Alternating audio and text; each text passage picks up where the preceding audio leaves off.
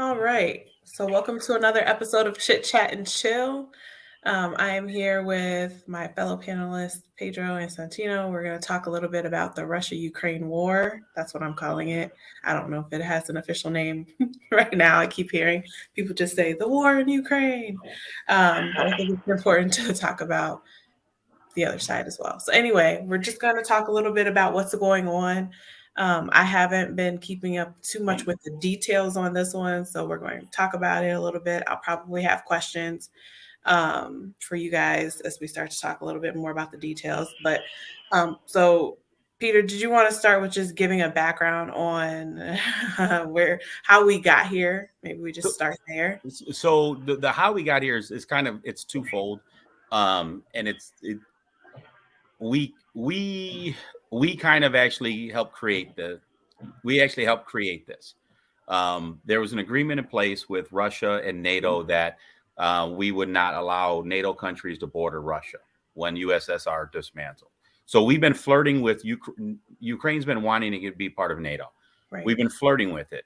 They were never going to be a part of NATO. We should have just said they're not going to be. We're not going to make them part of NATO. That's it. But instead, we've been flirting with it. So now that was Russia's pretense for going in. Hey, they need to stop asking. They're not allowed to be in. So that was kind of their pretense for going in. And why? So I maybe talk a little bit about the bordering states to the USSR and why they weren't going to join NATO. Is it just like Russia didn't want they didn't want any NATO countries bordering them that used to be part of.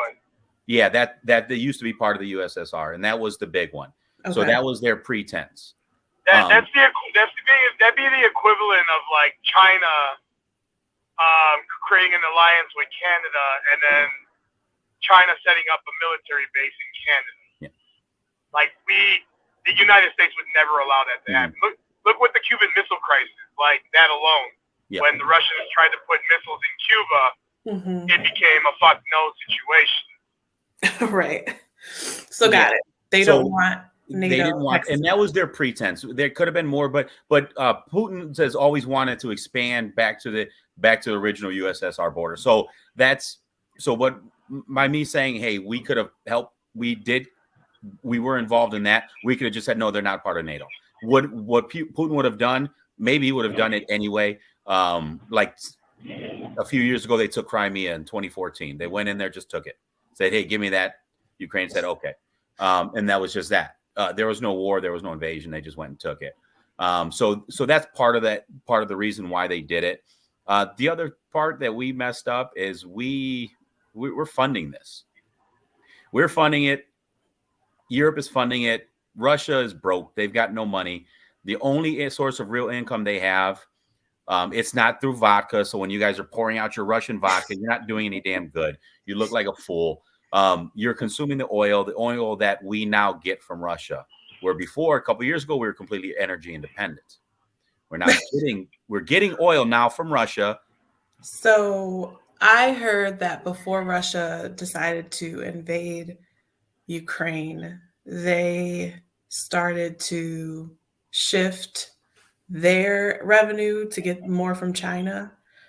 I don't know how much you guys actually know about that, but that was just something where I don't know if they're getting money from China, then that will help them to fund this, and they think that will last.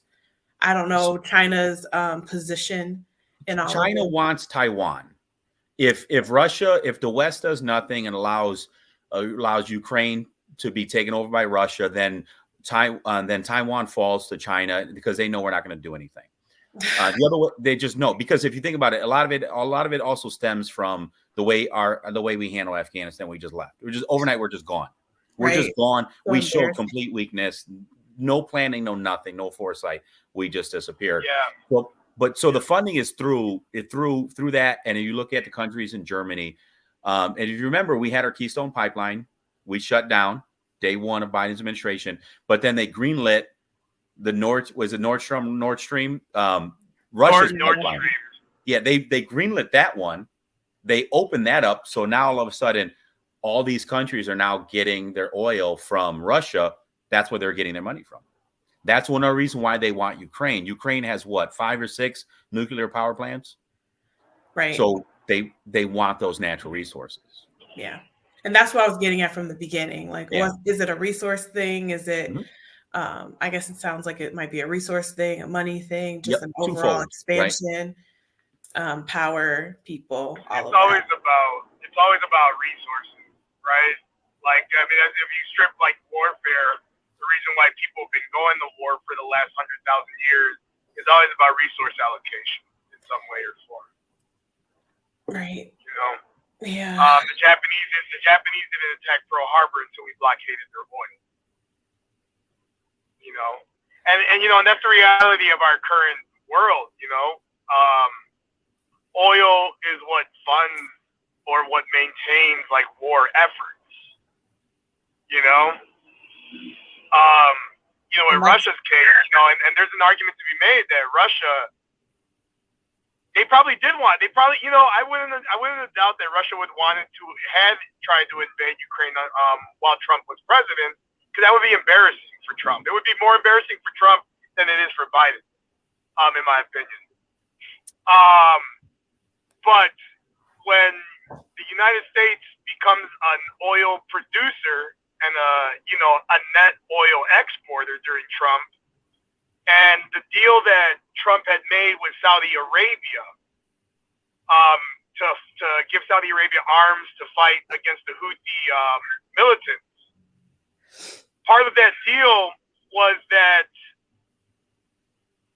Saudi Arabia would veto any effort to cut manufacturing of oil so that they can artificially increase prices again. Does that make sense? Sort of. Part of Saudi Arabia's deal with the United States was in exchange for arms.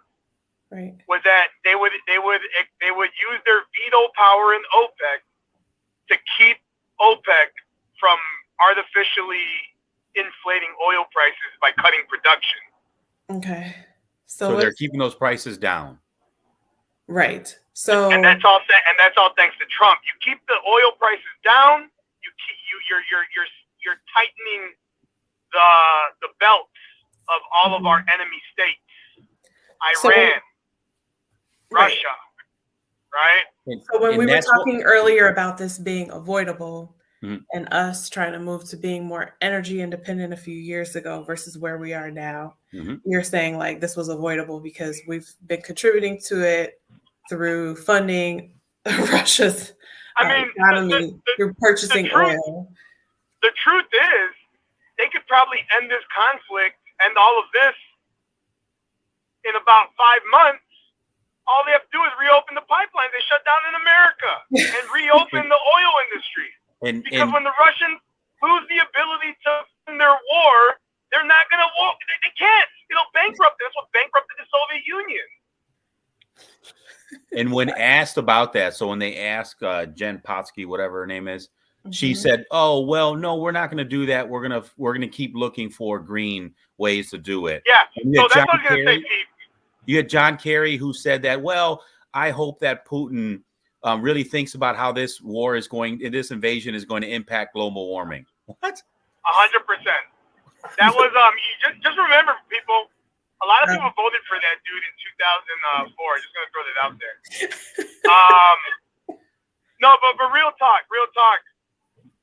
This administration can't backtrack on it because it would alienate the progressive wing of that party and their war on energy and this push about climate change. So they're between a rock and a hard case as an administration. This could easily be solved by making the United States an oil producer again. Yep. And they're not going to do it because of climate change. So how insane is that? So in one hand, you want to condemn Russia, you want to condemn the invasion, which is fine. Go ahead and do it. But then you have the solution. But you're refusing to do the solution, but then you want to cry about the other one. You just produce it, it goes away. It's counterproductive. It's a simple solution.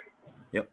It's a fucking simple solution, and it puts Americans back to work. I don't see what the fucking problem is, except that they have to own up that we can't be pushing green energy. But like people are dying in this war. You think they care? No. What I'm saying is when someone asked about it, and she, I'm talking about the White House. Jen Psaki. Yeah. So someone asked about it, and her response when you said that just made me cringe so hard. Like, what? Yeah. That's your response. But they've said it from day one. Their top two things they were focusing on was the climate change and all of this racial, all the equality crap. That's the two things that they're focusing on from day one. Climate change and wokeism. That's and then everything they've done has been just for that. And then, but then you think Russia gives a shit about that? You think China gives? They don't care. They're seeing it as a weak. Now it's their opportunity to strike, and that's what they've done. So the one thing. So getting back to like the Ukraine thing. So it was. So I thought they were going to go in there originally on the east, take a little bit of these two areas of Ukraine that speak mainly Russian, and they view themselves still as Russians. I thought they were going to take that. Then they went for the whole thing, and it now they're kind of stalled. I don't know that they're stalled because now it's like what's really going to happen now? Because originally they were taking their time because Russia wanted to keep control of Ukraine. They wanted to put in their own government so that they can keep control of it. Now they're starting to destroy parts of cities. When they do that, because they can easily flatten Ukraine. They have the weapons to flatten it. What they cannot do is occupy Ukraine. They don't have the force to actually occupy the country. So then it becomes interesting. What is their end game? What are they really trying to accomplish at this point? I think that's changed. I don't know what it is, though. So I don't believe anything that's coming out of the media. Because did you see what the people in the Snake Island, they had like 13 soldiers, and then the Russian tank or the Russian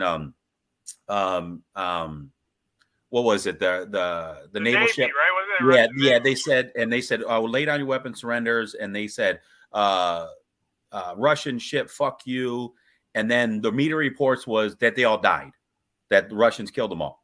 Never even happened. They took them all hostage, but they're all still alive. Wow. Yeah. So I don't believe anything that I'm hearing, that I'm seeing. And then they're like, and then early on, it was like 100 and some people died. Yeah, that's a lot of people, but in a war, that's not a lot. Well, it's still frustrating that people are in danger, and we have solutions and we're sort of evading them. That's disturbing. And it's really interesting. What's interesting for me as this is happening is to watch it play out through social media, because there's so many companies that have workers in Ukraine. And so you have a LinkedIn platform with lots of different people with lots of different takes on it. You have companies that are based in Ukraine that have U.S. employees and vice versa who have input on it. So it's been interesting to see Hunter Biden, all of the social media platforms. It's been interesting to see like people care more than like what happened in Afghanistan and stuff like that. I've been kind of like bombarded by, oh my gosh, this is so crazy. What's going on in Ukraine? Not necessarily people have an opinion one way or the other about right or wrong, but just more like my heart's with Ukraine and blah, blah. I'm like, why do people care? Oh, I guess there's a lot of people that are just connected or work with people that live there. That's a good point. So I've been feeling the opposite. I've been feeling people don't care as much, and the people that say they care don't really care. They're just saying they care because they want people to like their crap.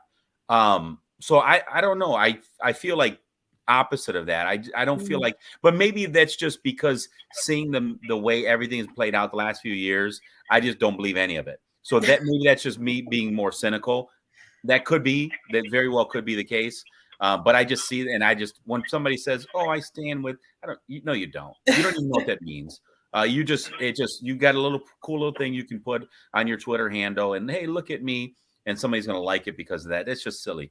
But maybe they really do, because I didn't even think about it from that aspect as far as people working in the different companies. And Ukraine is pretty big country, so I didn't really think about it that aspect, and maybe there's more people that care than I believe. And it's been less like I stand with Ukraine, like I said, and more like this is my coworker's perspective. They sent me this text last night, just in case you want context on what's going on. So it's just been interesting because there is a lot of social media coverage there. It was interesting to see the Elon Musk post about him trying to get them internet. The Starlink? Yes. It's up. Yeah, right. It's up.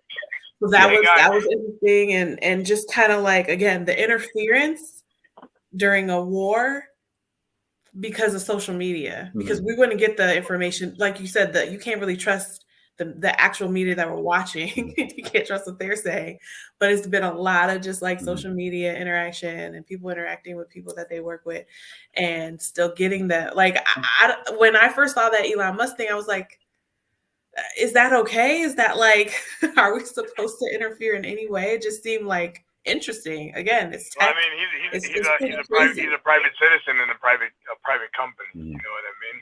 Now, don't be surprised if, like, this escalates and the Russians shoot that satellite down. I don't know if they have the capability of doing it. I know we do, but you don't be surprised when something like that happens. Hey, I'll be back in about 5 minutes, people. Give me 5 minutes. I'll be right back. All right. Yeah, so I was just curious, like, are they also pro-Ukraine? I don't think many people really know that much, or are they just anti-Russian? They've heard so much Putin's our enemy, Putin's the devil for so many years now, that it's just like an anti-Russia thing. So I just be curious. I don't get that vibe at all. No. It's more of it's sad that people are dying and losing their lives, and what can we do to help than anything. I haven't seen a whole lot of like anti-Russia, other than I've seen people post, I am Russian and I don't support this war. I didn't vote for Putin. I've seen some of that, but even that wasn't like, it was more like, don't hate me, I didn't do this. Gotcha. But it wasn't like anti-Putin either necessarily. See, that's more that, are they doing that for likes? I think I'm just, I'm just so cynical with a lot of that stuff. I just am. Yeah, I don't know if it's doing it for likes. I just have seen a lot more. So let me ask you a question. How would you, so they were talking about, and that dipshit Congressman Kissinger, whatever his name is, Kissinger from Illinois. I think it was him. He wanted us to put like a no-fly zone. So there's no-fly zone over Ukraine. So Russia couldn't fly any jets, which effectively means if they flew a jet, we would shoot them down, which effectively puts us in the war, right? Right. How would you feel if we did anything like that? I don't think we should be doing anything like that. Ukraine is not a part of NATO. That's just my point of view. No, and I'm with you, right? Because we said, hey, we're not doing any. Biden said we're not putting any boots on the ground. We're going to provide weaponry, and that's about it. So then, if Russia takes over Ukraine, what should we do? Like what? Like you know what I mean? Like, yeah, we could say, hey, we're against it, but then what does it matter to us? What does it matter to the individual, to the everyday American? What are they willing to sacrifice for that? Yeah, I don't know. I mean, I think it comes back to that question you asked earlier about what is Russia's end game? Mm-hmm.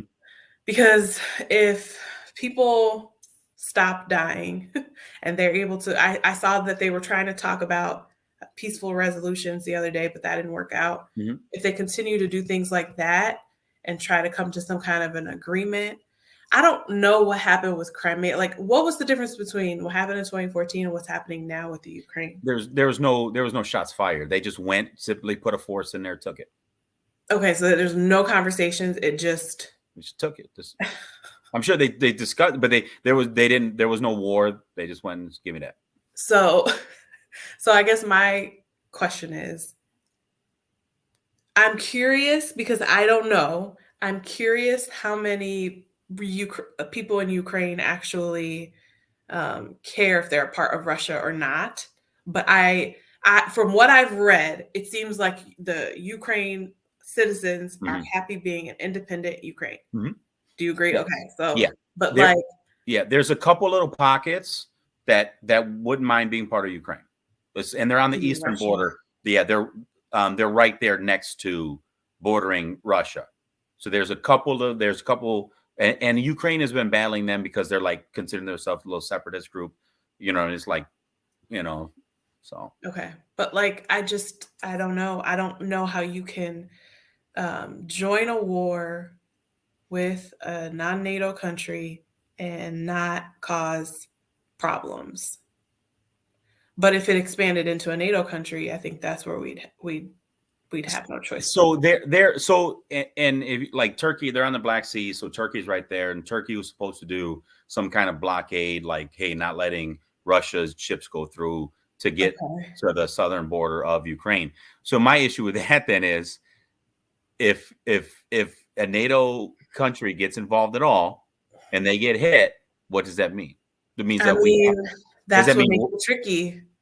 That's what makes it tricky. I mean, that's what we have these people in place that are supposed to be smart and strategic and making decisions around what exactly the questions you're asking me. We should have smart people in a room talking about all these different scenarios. But we should but we should have a plan for each of these different types of scenarios. It can't just be us talking about what we think might happen and how we would feel about it. Because at the end of the day, it comes back to our policies and what's in place and what's not. Well, the problem is that typically the people that are having those conversations, they have an ulterior motive.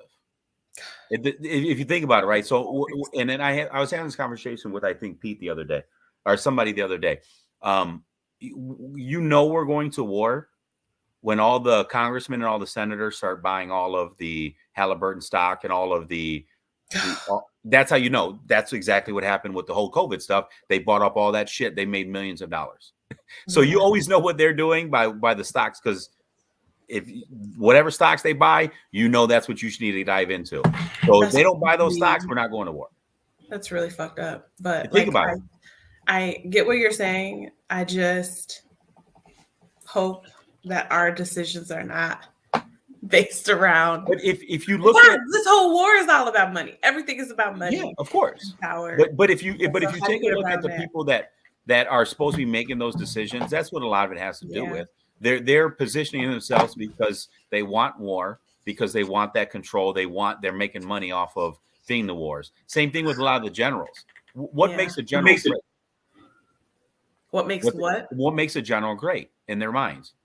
Battles that they've won. Mm-hmm. A battle that you won. Yeah. Huh? I said wins. Yeah, exactly. But if you're not in any battles, you're forgotten. I guess. Think about it. Hey, do I have an echo? I can't think that way. No, you're good. No, you're good, Santino. Thank you. I can't think that way. I can't think about just that one point of view. You know what I mean? It's got to be the bigger picture. It's got to be all of it. Or I can't just be like, oh, well, I can make money and I'll be seen and I'll have power. It's not that, I'm not a politician. Yeah. And you just said the right thing right there, right? You're not a politician, but that's what these generals, most of them are politicians. That's what they are. They play politics. All these people in charge, that's what they do. They don't give a shit about the average person. They don't give a shit about the average Ukraine dying. They just don't. But if you take a look at Ukraine as a whole, they're a corrupt country. I don't have a lot of. They've been. I mean, but that doesn't matter to me. Just me personally. So the reason why it matters to me is if you take a look at and I hate when we send money and it's just wasted. My big thing is every dollar that goes into the federal government should be completely transparent. Anybody should be able to log in and we should be able to see every dollar in, every dollar out, maybe some classified stuff off to the side, but it's not trillions of dollars. Right. We should be able to see where that money goes. We're sending all this money to all these corrupt places. That's our money getting pissed away. Right. So when you take a look at Ukraine we're going to put ourselves out there for what? So you might have innocent people, but it doesn't really matter because they have nothing but corrupt people in charge of them. Yeah, I from the people perspective, I just can't, it's a war. It seems like a senseless war, and I don't think that the U.S. should step in. It's a non-NATO country. I don't think we should step in, but I don't have the answer for what you were asking, which is like, what would happen if we did step in, or what would happen if a NATO country stepped in and and Russia attacked them? I have no idea. I mean, go ahead, dude. So Pete posed this to me the other day. He said, what does it matter if it's NATO? Why does that matter? Like, if we're supposed to be on the side of good, it shouldn't matter if they're NATO or not. from that aspect, right? So there's a bigger, broader picture. But like you're saying, people are dying. You're potentially losing your country. All this destruction that's starting to happen because now they're starting to level some cities. So now all this is happening. What does it matter if they're NATO or not? Why should that matter? That's what my conscience is telling me. But then from a policy perspective, it's like that thin line, that gray area of those lines exist for a reason. Yeah. And they're sort of beyond my mental too, to an extent. So I don't fucks with them right now. I guess the big concern that I see is like, assume Russia's successful. Does Russia stop? But successful in what though? Successful in taking over or successful in controlling it? Oh no. Different things. I mean successful in taking over and then installing a puppet government and then using that government to, consolidate power within the country, which is feasible. You know what I mean? Because we're not talking about like the United States going into Iraq or going to Afghanistan and then bringing democracy and all this crap, right? We're actually talking about people who are very culturally similar, So you may not have that clash, the way that you see in like places like Iraq or Afghanistan. So them installing a puppet regime can easily help them, consolidate that power within the country. So and then all they got to do is just silence all opposition. So now I think that's what they wanted to do. I think two things since then. I think that's what they originally wanted to do. One is Zelensky never left. If you remember, counting on that. They were, and the White House tried to get him to leave. The State Department tried to get him to leave. He wouldn't. He stayed there. That changed the perception of a lot of Ukrainians. So they're like, wait a minute, if our leader is going to stay and fight, we're going to stay and fight. You look at the Klitschko brothers, right? The boxers, the ones, the mayor of Kiev. They took up arms. You got all these pictures. They're handing out all these weapons. That's another funny point. Is we're handing out all the leftists now are like, look at their, yay, give them weapons, give weapons. Wait a minute, but you want to take our weapons here, you dumb fucks. But you are not related. Yeah. So we're getting so now they didn't rely on that, and they thought they were going to be able to take the Kiev a lot faster. But now they're destroying cities. When they start doing that, are they going to be able to put in, or is their resentment now going to be so strong with Russia that they're not going to be able to put that puppet government? I don't think they anticipated the resistance that they're getting. They probably thought that they were going to be able to drive straight into Kiev, the way that we drove into Baghdad. But Baghdad took a while for us to get to them. It's a couple weeks. It was longer than that. It took, and the difference as well is we didn't try to destroy everything, but we had no intent. We didn't give a shit if we destroyed stuff. He didn't want to destroy anything. He was trying, like Putin didn't want to destroy anything. Yeah, because he probably thought they were gonna, at least in those Russian speaking areas, he thought they were gonna be welcomed with open arms. Yeah, and it didn't happen. Instead, they were met with resistance. Their initial attack force stalled, and once you stall, you lose momentum, and that's where they really messed up. That's where they lost the initiative. When we went into Iraq. Both times, like the buildup was massive. Like we threw like modern, like top of the line divisions with the best tech, the best everything right in. And if you look, they didn't. They actually used a lot of older equipment in this. They thought this was going to be a cakewalk for them, and now they're fighting the entire country, which is what Peter is saying they wanted to avoid. Yeah, and now. You're just going to lose slowly. And so the other issue that they have now is now they're starting to send those Chechenian fighters in. And those guys, they don't give a shit. They'll murder everybody. Yep. They'll murder everybody. They just don't care. Which is going to again change the brutality levels raises, and you might have people too scared they fold. but then it makes it really difficult to put in that puppet government. I mean, all I gotta say is I would be very worried if I was a Chechen or a Russian, and if I were to get captured, given the mentality, like, and that goes a long way with the mentality, like the psychological aspect of that war, right? Yeah, you're the big powerful superpower here, but the last thing they need is like their guys getting like, their heads cut off. Mm-hmm. What I mean? Shown. Yeah. Stuff like that. And that's what happens when you call your entire population to war. Mm-hmm. Civilians don't have the restraint that a professional military does. They don't. And maybe they shouldn't. Yeah, no, this has been interesting. I understand what you guys are saying, and that's an interesting point. I guess we'll see what happens. I don't know. At this point, it's only been a little under a week, so it's hard to say what's going on right now. It's hard to say casualties. It's hard to say they're already talking. Progress. Yeah, I'm going to say this. They're already talking, which tells you everything you need to know from the Russian side of that.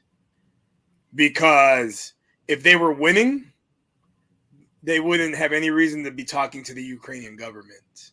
Right. Or they're just trying to deceive. I mean, you can't count that out either.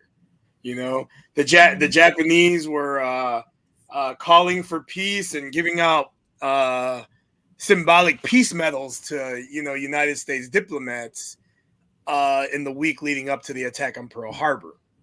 True story. Side note, guys. Hey, do you guys know who the so they do a rotating head of the UN Security Council?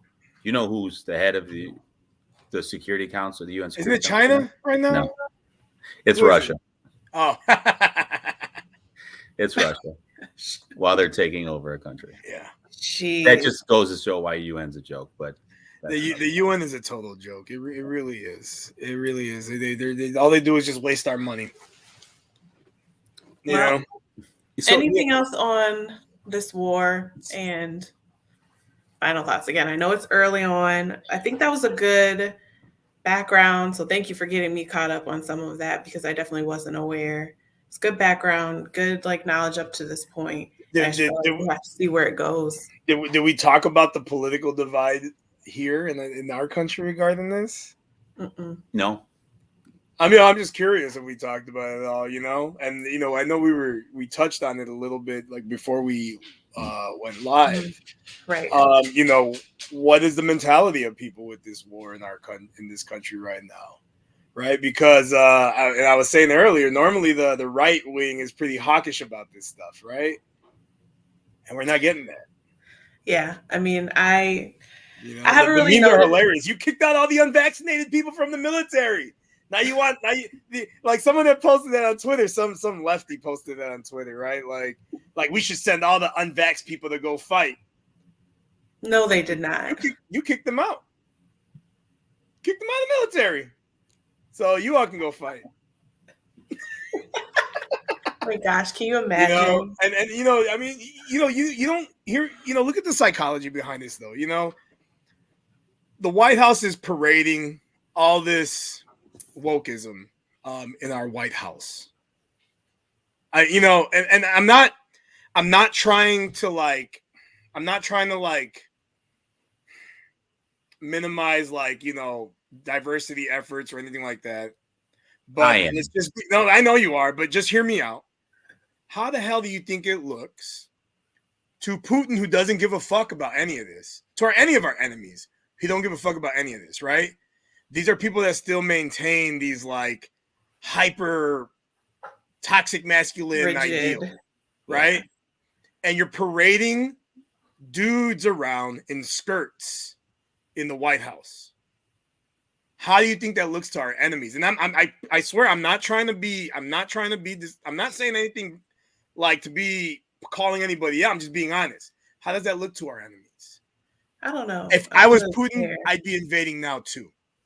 It's a sign of weakness. So did you see what the head of MI6, you guys know who MI6 is, right?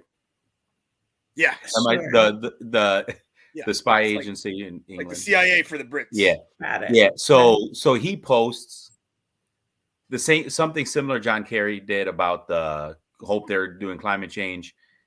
How is this going to affect? How is this war going to affect the LG whatever? What? Do you think he didn't? Yes, he did, and he backed because Russia. in his and bios, to be fair, Russia's all terrible. the Russia posts a lot of anti-LGBT laws. Russia has a lot of them, a lot of like for real laws against LGBT. I get that, but what is that to do with this war? Exactly. So because now Russia's in Ukraine. But so when people start posting that, what that's sending the message is they're not taking it serious. The West is not taking it serious. They're worried about the wrong shit. So you go ahead and you worry about this shit. We're going to go ahead and do what we want. And think about it. If I'm Russia, right, I'm thinking concession wise. Okay, this is all I got to do. I need to have a Pride week. Fuck it, we'll have a Pride week. You want me to have a climate change week? Fuck it, we'll have a climate change week. But I'm gonna go ahead and take this country. Oh, hey, but look what we did for these other groups. Yay! The fuck? I don't think that's how it would work. Did you see that? Come on now. That's exactly that's what they're thinking. That's what I'd be thinking. These people, they don't care. Just placate them here for a little bit, and we're good. I disagree. Did you see that actress / poet that tried to go and make that poem to Putin?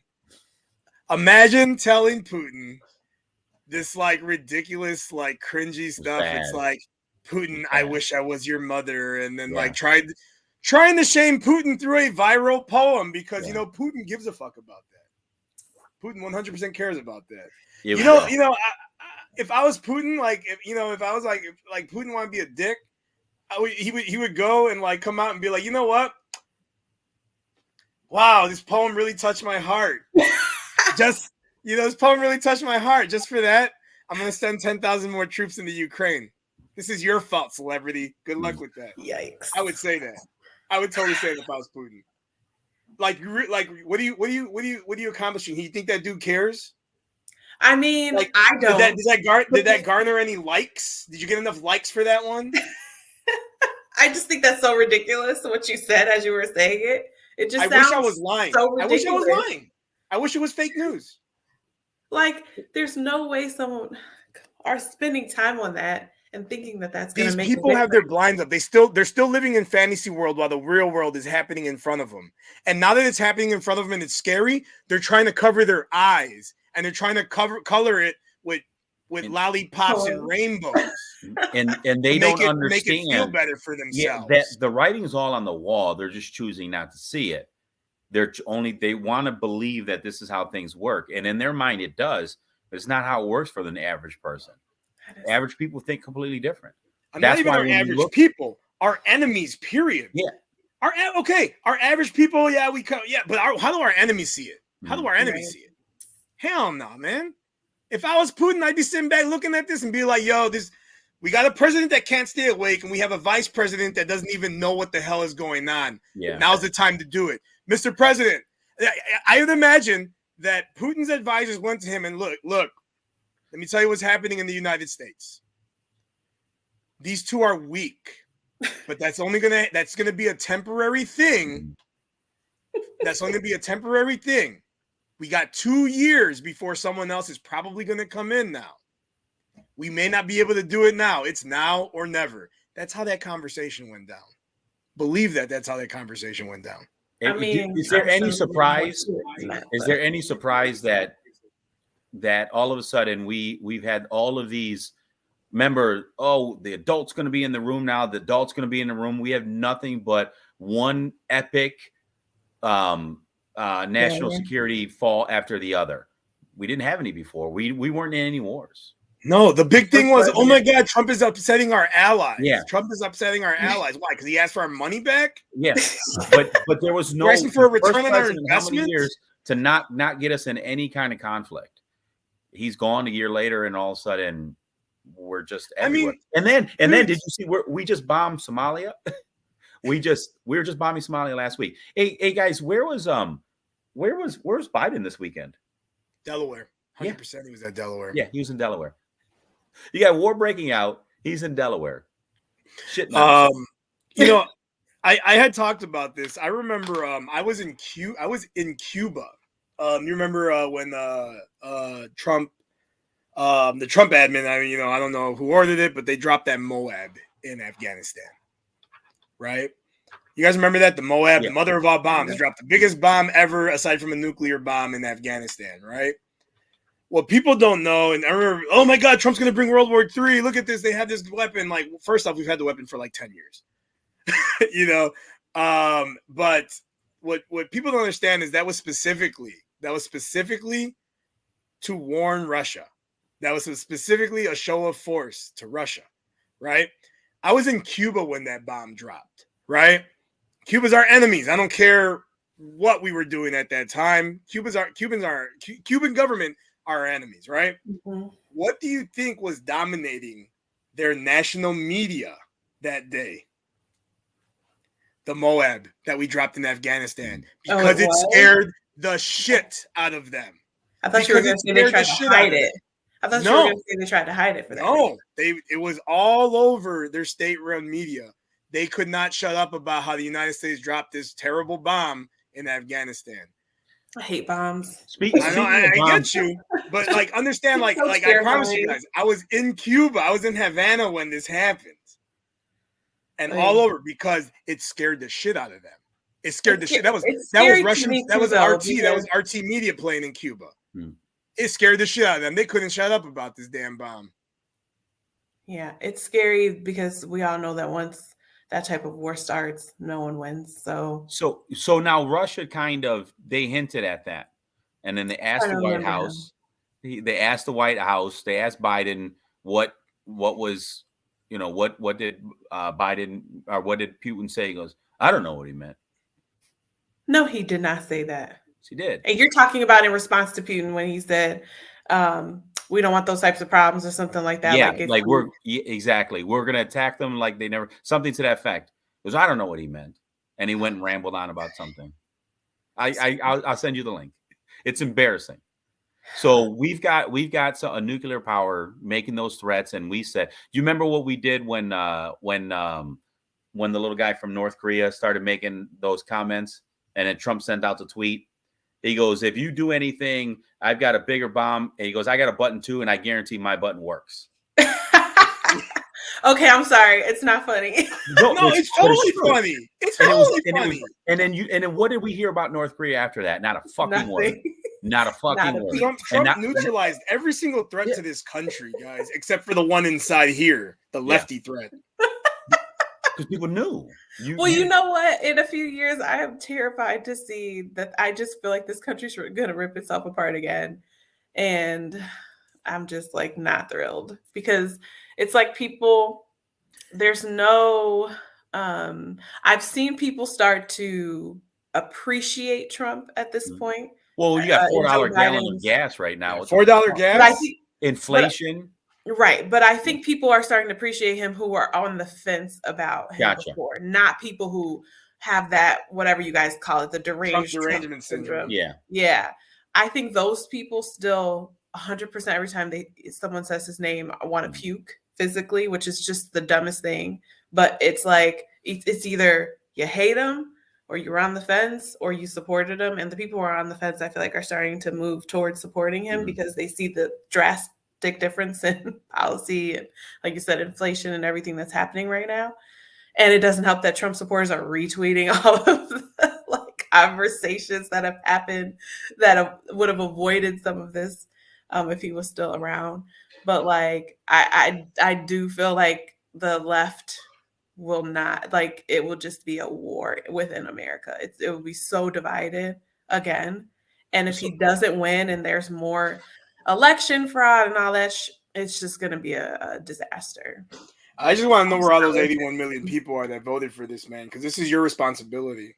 I'm sorry, it's on you. I didn't vote for this. You voted for this.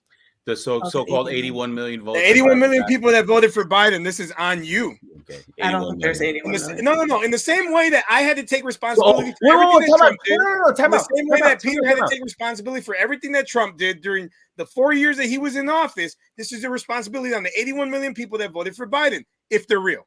So Shantae, you just said you don't think there's 81 million people that voted for him. No. So then you think there was election fraud? Yes. Okay, good. We talked about that. Well, I just want to make sure. We're good. We're good. I'm a numbers person. The numbers made no sense. From the time I went to sleep to the time I woke up, in the areas that I was looking at, they made basic common sense. That's all it is. Basic Numbers, math. Yeah. Basic. Yes, it does it. You can't. That's another topic. We talked about that before. I mean, but that's fine. But you know what? But I also know a lot of people who did vote for Biden, and I still say I'm still calling them out. This is on you guys. Your fault. Your fault. I'm not even so much concerned about. Well, I am concerned about the next 2 years. It's been a disaster, especially after that Kamala Harris comment today, or was that today that she commented on the Russia-Ukraine war? I think it was from yesterday. It was today or yesterday. Yesterday, where she was trying to explain it in layman's terms and so condescending. It was condescending. It was assuming the people she was talking to were dumb as hell. It was assuming the people she was talking to were like, I don't know, kids maybe, but they asked for it for like an adult radio show. So that was just annoying. So you got her, you got him, and I do worry, but I worry more about the election and it being like very divided. I mean, I don't care if it's Trump. I don't care who it is. It's going to be like that. Like I stand by it. I don't know if it's not Trump, if it's going to be the same. Well, who would run? DeSantis from Florida. Oh. He'd win in the landslide too. Yeah, I believe that. You know, I sometimes think the smartest thing for Trump is to just be the puppet master of the GOP. And he doesn't have that in him. He don't have that in him. He wants to be. Okay, now we're on a Trump. Yeah, but you asked the question, but yeah, his ego wouldn't allow that. He'd have to be the man, the face. But regardless, so at any point, going back to at any point, do you want to see? Is there anything Russia can do that you say, okay, we need to get involved?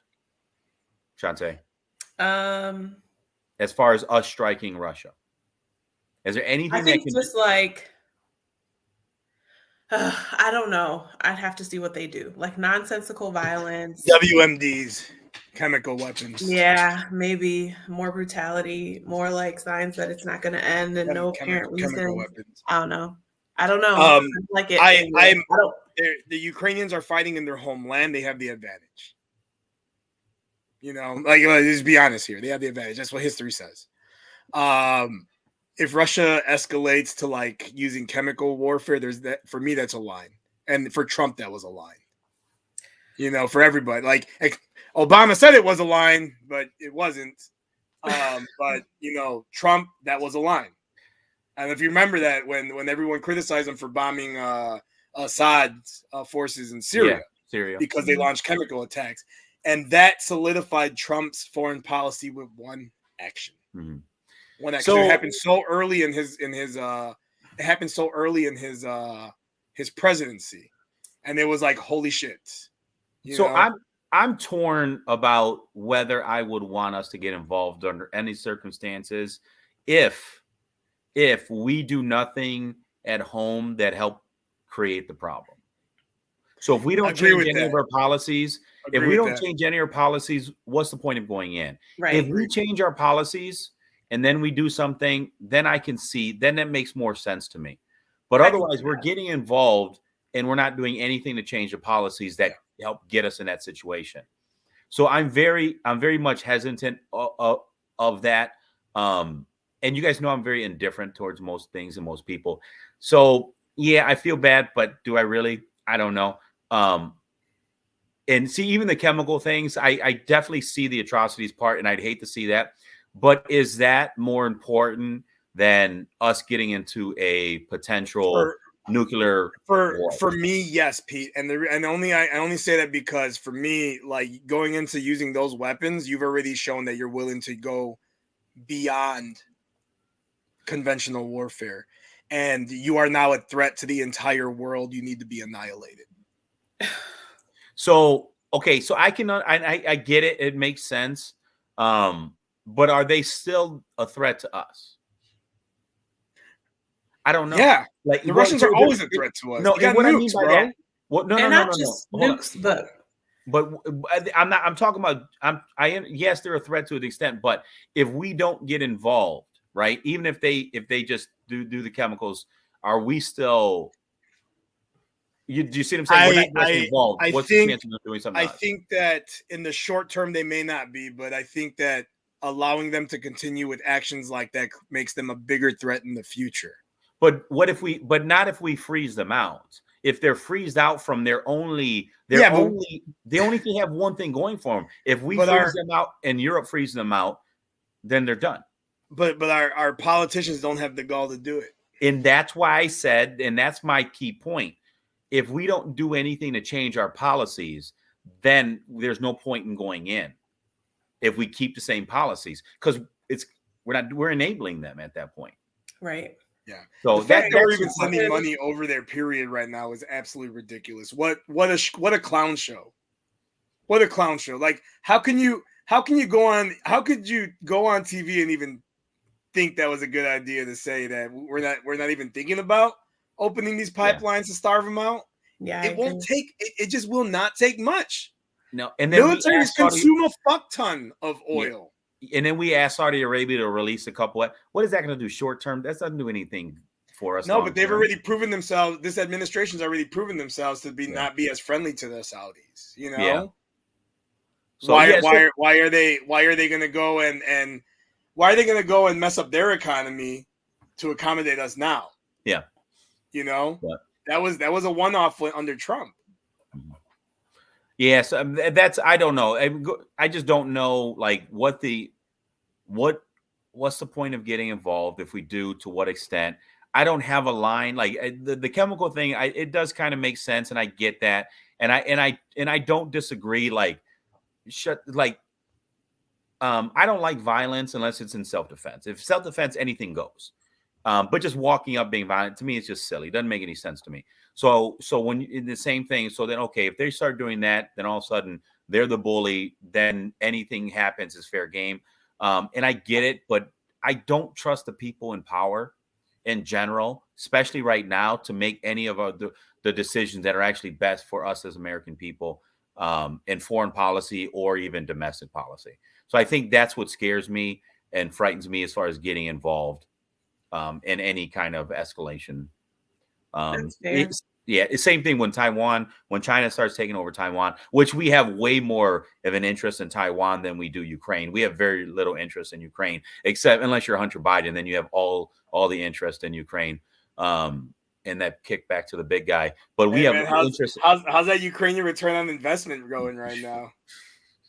Well, you're still getting a kickback from one of the mayors in Moscow too. But yeah, so Taiwan, we have an interest, but so that makes it more interesting in what we would do to save Taiwan from China if and when they start taking that over. So I don't know. We'll see what happens there as well. All right. Well, I know we're at 52 minutes, so final thoughts? Are you guys good? And kind of already feel like you've wrapped up. I mean, I was surprised by what they did. I'm just curious to see what their end game is at this point. Like we discussed, I think they miscalculated. What do they do from here? That'll be very interesting. If they say they're going to want to save face, or if they say fuck it, we're going to blow everything up now. Yeah. Who knows? You know what I can imagine. I can imagine happening as a way for them to save face. Ukraine may cede maybe a couple of those Russian-speaking parts over. Russia takes that over. Russia saves face, and they can move stop on. Flirting with Ukraine being in NATO because it's never going to happen. And move on. Yep. That makes sense. All right. Well, thanks you guys for joining. It was a wonderful time.